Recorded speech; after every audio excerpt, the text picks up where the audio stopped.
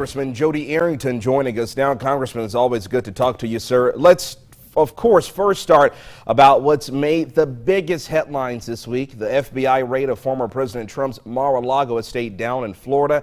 It's being reported that it's all in connection to classified documents that the president took with him when he left the White House last January, some of them possible matters of national security.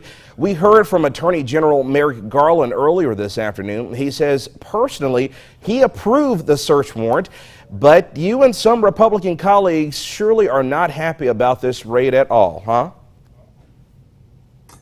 Well, I think most Americans have a sense of justice, and I think they feel like this was over the top and an overreach in terms of the way it was conducted and potentially an abuse of power. Now, the reason I say that is we've seen the Department of Justice and the FBI weaponized before against this president, President Trump. We saw two baseless impeachments. One, the first partisan impeachment ever. The second, the first impeachment of a non-sitting president.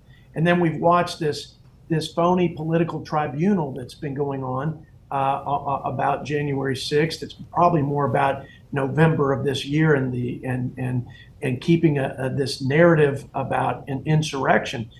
All that to say, Merrick Garland had an opportunity to tell us more about the basis of this investigation and the underlying evidence for the warrant, the search warrant, and why he had to go to such intrusive, those are his words, means to get those documents.